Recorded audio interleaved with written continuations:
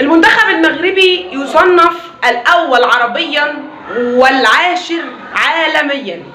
المنتخب المغربي يا جماعة خلاص أصبح سيد أفريقيا الرسمي اللي خلى العالم كله يحكي ويتحاكى عنه. المنتخب المغربي اللي فاز على اسبانيا والمانيا، وطبعا بفضل الله سبحانه وتعالى وبفضل اللعيبه ومجهوداتها والخطط اللي بتمشي عليها صح جدا جدا.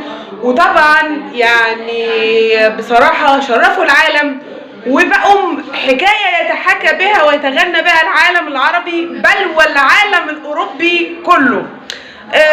طبعا احب اقول ان كل ده بفضل الله ومجهوداته، حاطط خطه سليمه في دماغه، وطبعا عارف هو بيعمل ايه كويس جدا جدا. والاعلام الجزائري كالعاده يا ساده مش بيسيبه في حاله. الاعلام الجزائري طالع برضه وبيشكك في ترتيب المغرب وبيقول ان ده ظلم وكله بيطبل للمغاربه، وان المغاربه دولت يعني بيتبعوا سياسه الرشوه وفي نفس الوقت برضه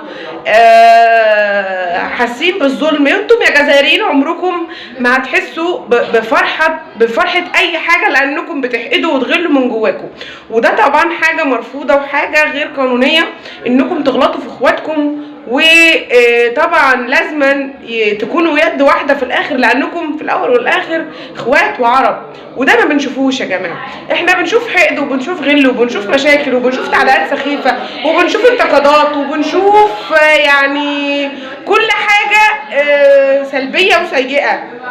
بالعكس عمرنا ما شفنا حد مغربي طالع بيغلط في حد او بيشتم حد او بيهين حد، بل بالعكس المغاربه رسموا صورتهم امام العالم بانهم ابطال. العالم كله بيحكي ويتحكى عنهم بانهم ابطال.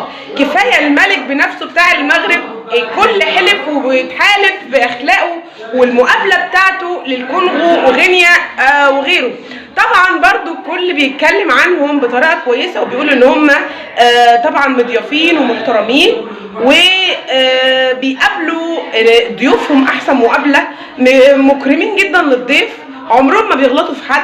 كفايه ان الملك بنفسه تكفل بسعر تذاكر الطيران ذهابا وايابا الفريق الكونغولي، وطبعا شكروه جدا جدا ورحبوا بيه وقالوا فعلا تحيا المملكه المغربيه. الكل هتف بالعالم المغربي اللي الكل طبعا بيحلف ويتحالف بيه ويقول فعلا عاشت المملكه المغربيه، عاشت الصحراء المغربيه. طبعا لازم كلنا نحلف بيهم لان هم فعلا اسود افريقيا. ما تنسوش يا جماعه بالله عليكم تشتركوا في قناتي وتفعلوا زر الجرس. بالله عليكم ما تنسوش فضلا وليس امرا. صلوا على سيدنا النبي.